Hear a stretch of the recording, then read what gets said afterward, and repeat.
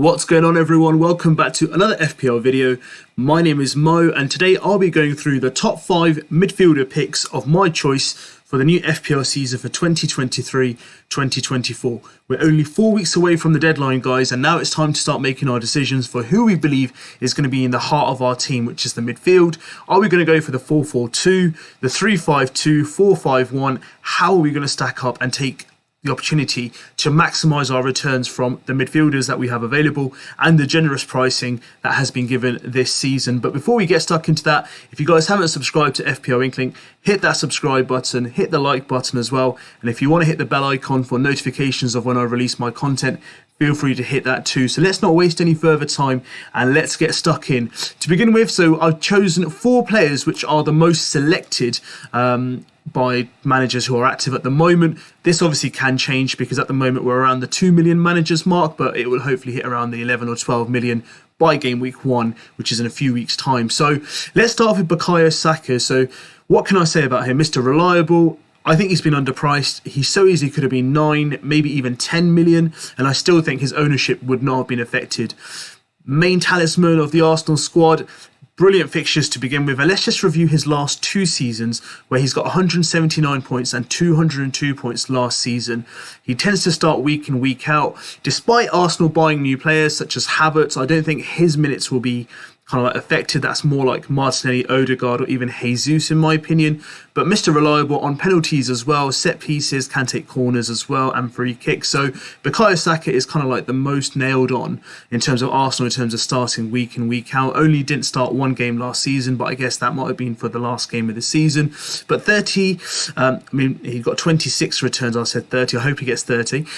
He's got 26 returns, as you guys can see, 14 goals and 12 assists, and plenty of bonus points along with it as well. And if we look at the Arsenal fixture run, everyone's looking at the moment to stack up on their attacking kind of potential, but there's also managers like myself who are more inclined towards having a bit more balance. So Bukayo Saka and maybe Ramsdale, and a defender like Saliba or Gabriel in defence. But Forest at home, Palace away, Fulham at home, great 3 fixtures. And Manchester United at home is going to be a tough game, followed by Everton away, Spurs at home, another tough game, and then Bournemouth away. So the first 7 games, we've got quite a few 2-rated games, which are basically fixture difficulty, which kind of assumption by Fantasy Premier League is the fact that they are an easier or relatively easier fixture for Arsenal. I believe that, they should get off to a good start. Bukayo Saka, pre-season already, scored a goal a couple of days ago, looked good, and I think basically with Arteta and the kind of like vision that Arsenal have, the kind of drive or the goals will come through him.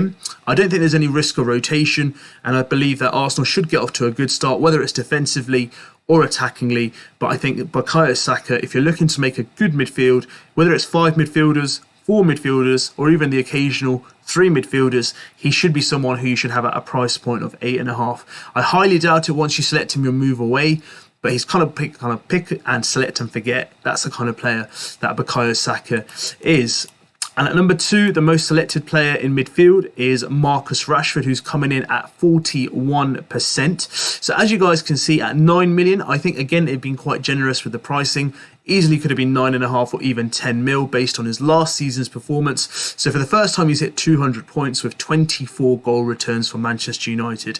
32 starts, I think it's pretty nailed on to start, and Mason Mount shouldn't make a difference to his minutes. Now, the only concern I have for Manchester United is if they sign a number 9, which is generally like the out-and-out striker. Martial is obviously injury prone. Will that affect Rashford's output? Not necessarily, because I actually prefer Rashford on the left, and when he cuts in and he's more prone to get, assists and goals. Up front itself might be a bit too much pressure, but he's proved it last season, and I think he's quite a safe bet. At the moment, I do have Bruno in my squad, but I'm very tempted to find that £500,000 extra to get him in, because you can see he's quite a favourite of the managers already at a high 41% ownership. And I believe that with United fixtures beginning with Wolves at home, Spurs away, Forest at home, and Arsenal away. So 2 tough away games against Arsenal and Spurs. But Manchester United last year were insanely good at home. So his home form is going to be what we want to take advantage of. So Wolves at home and Nottingham Forest should be good fixtures. And I know a Brighton fixture in game week 5 seems quite solid. Burnley away is 2 on the fixture difficulty. However, I believe that's going to be a tough game as well. But Palace, Brentford, Sheffield United, so a nice mixture of games. And Rashford, we know he's reliable when he's on the pitch. He can take the occasional penalty as well, even though Bruno's taken the last 4. But I still believe there's a lot to really expect from Rashford to begin with. And I think, he's come back from his injury from the season before. He was priced at 6.5 million staggeringly last season, and he's gone up to 9 mil. Now, at his price point, there's other players we can look at as well, maybe even Son. But Son had a disappointing campaign last season. Will it repeat again? Not too sure. He's had the biggest price drop, but you've got two players there, so you can have a look. So if, let's say, Rashford doesn't have a good start and Son gets off to a good start, there are players at that price point that you have available to choose from. And let's say Bruno Fernandes plays better and you want to get some extra additional funds to kind of boost your squad elsewhere, then obviously you can reduce them down to 8.5 Bruno and bring in an additional player who needs additional funds if needed into your starting 11 moving into game week 2 or onwards. So Rashford, a safe pick at number 2 at the moment in the team selected by managers. Coming in at number 3 is Mitoma. Now, whichever video I've seen, whichever expert I've listened to, they've always talked about Mitoma and how amazing he was last season. The only concern I have about Mitoma is the fact that it kind of tailed off a bit at the end of the season. Now, that could be fatigue, but then that raises a question for me that Brighton didn't have any European competition last season. Will being in Europe affect the minutes he gets? There's Enciso, Ferguson, Welbeck, there's a lot of players in Brighton, but I think to start the season, he's pretty nailed on to be playing week in, week out. And I think he's a great pick, good on the ball, amazing returns, good underlying figures as well. He got 16 returns last season, only played 2,311 minutes, but he had 24 starts, so not a concern. I think he will get the minutes. The only thing I'm concerned about is the rotation. Will he get enough? Will he start every game? That's something that we'll have to look forward to in terms of Brighton. But one thing at Brighton that everyone's been excited by is they're looking to double up. So that could be either two midfielders with Pascal Gross or McAllister, or they're looking at, potentially Estupiñán, who's owned by around 50% of managers anyway. First 3 games, extremely good. Luton at home, Wolves away, West Ham at home as well. Newcastle and Manchester United to follow, so 2 tough games, followed by Bournemouth, Aston Villa, and then 2 more difficult games. But I think from what we did see of Mitoma last season, when he's on form, he's absolutely phenomenal. And he did have some chances last season, which didn't go to plan or didn't convert into the points that we were looking for. But high ownership. Do you want to go against a trend? I think the only kind of player that people are looking at the moment as an alternative for Mitoma is Mbembo. That's due to the fact that Tony is kind of suspended till the new year. So both at 6.5 million price point. Some people in terms of their drafts have both. So that's something that they've kind of tried to cover in both aspects from Brighton and Mbembo from Brentford. But I think he's a good pick. I've had him in my drafts. I've taken him out. Had him back in, I've taken him out again. So again, I'm a bit 50-50 on him. Who knows, he might be in my game week 1 draft, but at the moment, most managers of who are active at the moment have selected him. And he's, overall, he didn't get the highest points from Brighton last season in terms of midfield, but I can assure you that this season, he should be able to continue the form he had last season. And the only thing that concerns me is might be a bit of rotation, but that's maybe later down the line. But we'll find out more from pre-season how Brighton are setting up. But overall, a good safe pick, reliable. The 6.5 mil, I think is still quite cheap. Could have easily been priced at 7.5 or even 7 mil, where players like Mount and Foden have been priced this season.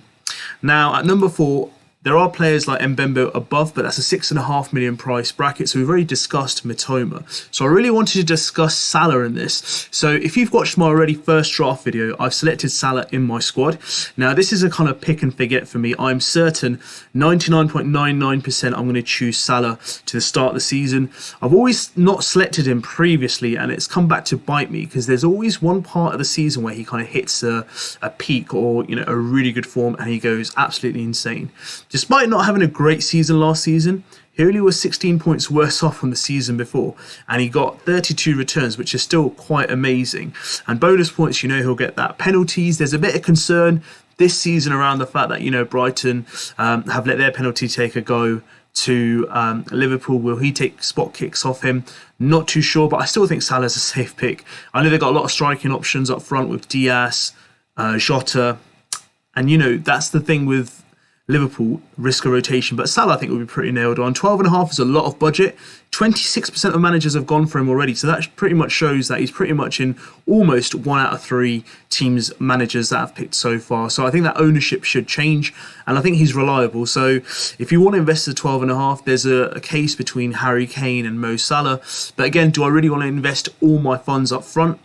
But with Salah as well, the benefit is clean sheet point that you can get and the extra point for the goal he scores as well. But let's look at Liverpool's fixtures. So I think they've gone a bit under the radar for their first 9 fixtures, barring Newcastle in game week 3 and Chelsea away in game week 1. I think it's quite a smooth run, and there's a real strong case to captain Mo Salah in game week 2, where they're at home to Bournemouth. However, I know Man City are playing Newcastle at home, and last season they beat Newcastle 5-0 at home. So again, Haaland could get another brace there.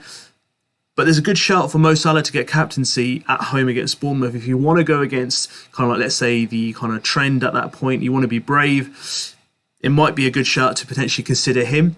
I know there's the argument of, do you want to have a player worth 12.5 million and you're not going to captain him? Yes, I get that, but there's a reason why he's been priced at that. He'll get you the points. He is Mr. Reliable, and that is Mo Salah in a nutshell. First game away at Chelsea. We don't know how Chelsea are going to play under Pochettino. The expectations are that they're going to come back and be this phenomenal team. They do have the talent on the pitch, but we need to remember, Chelsea last season were awful. Defensively, they can be challenged. First game at home against Liverpool, new manager. And if anyone's going to get a goal, I think it's going to be Mo Salah. Trent could be the provider. Mo Salah, you know, is Mr. Reliable in itself. So for me, it's a big thumbs up for Mo Salah. I'm personally going to be going for him as it stands. And I believe that his ownership may not be as high at the start of the season, but I believe once he gets on a bit of a roll, and look at that stretch from game week 4 to 9, barring the Spurs game, Villa at home, Wolves away, West Ham at home, Spurs away, Brighton away, and Everton at home. So a nice, good stretch of fixtures as well for Mo Salah. Now, last but not least, I'm going to be talking about Eze. Now, Eze has been in pretty much all of my drafts that I've made so far this season. So last season, I watched Eze throughout the season, and at the end of the season, even under Fiera as well, I believe he was quite a vocal point of Crystal Palace. Now, Crystal Palace are not known to scoring many goals, but as you can see, he's involved in 15 of them. So that's a high proportion of goals that he's been involved in. He only got 2,631 minutes with 30 starts, but I still think for like 6.5 mil, that's not bad, and I believe he'll play more game times, and I think Zaha is on the verge of leaving as well, so I think with that happening, he'll probably be more likely to be on penalties, because he did take a few at the end of last season, so that's another big plus point. He's not in the top 5 in terms of selections of managers at the moment. 12% of managers have picked him, but I think he's a real good underdog, or like a wild kind of, not a wild card pick, but I pick like a bit away from the kind of like, let's say the trend or the kind of like, you know, current picks that managers are really proving into their squads. But I think that Eze is a good differential. There are other players we can look at. So, for example, in my draft, we could get Mitoma in at 6.5. There are options available to choose for you. But for me, I believe that for 6.5 mil from Crystal Palace, it's a good coverage, and they don't actually have that many bad fixtures. I know in the first 3 that they are playing Arsenal at home and Brentford away. But then Wolves, Aston Villa, Fulham, good games as well. And I believe that Eze is one of those players that we don't need to really worry about in terms of his defensive duties. He's more of an attacking player. And I think with him, the only concern is that he does go missing sometimes at the start of the games from last season. But in the second half, he turned up and he got some really good returns. 15 returns from a 6.5 mil player. If I was given that assurance this season, I'd take that. And I think it's a really good opportunity to choose a differential player, move away from the template, because you don't want too many template players, because then you kind of go with the crowd. Rankings will obviously change throughout the first couple of weeks, but I believe that players who you believe are going to be nailed on to start for other teams, set piece takers, will be a good player to take a punt on. So those are the top 5 midfielders so far that I've been looking at, I've analysed, and they are in my squad. Let me know what your thoughts are. Are there any other midfielders you're looking at? I haven't talked about any Man City midfielder, which is insane. But again, it's that risk of rotation, so I don't want to go and give you advice to choose specific players. Yes, I know it's the start of the season. Pretty much less rotation likelihood. Gundogan's gone, Foden might get more minutes, Grealish is nailed, but we need to remember between game week 1 and game week 2, there's a Super Cup for Man City, so there's going to be travelling there. Will that affect Pep's thinking in terms of the Premier League? There's a lot to think about. So for me, there are Man City midfielders we can consider. Of course, there's Chelsea midfielders you can consider as well. But these are the top 5 that I've looked into. Maybe after game week 3, we've seen 2 weeks of Chelsea, a bit more of Man City, who's playing, who's not playing. We can look at alternatives, but for now, these are the kind of players that I'm looking at the moment. Let me know what your thoughts are. Are these players that you're looking at as well for your midfielders? Who's in your watch list? Who would you like to talk about? Who have you picked? Let me know. If you like this video, give us a thumbs up, hit that like button.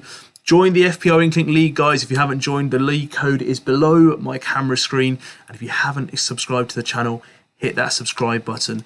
Thank you so much for watching once again. I'll be back with some more content. Till then, take care and make sure you submit your teams.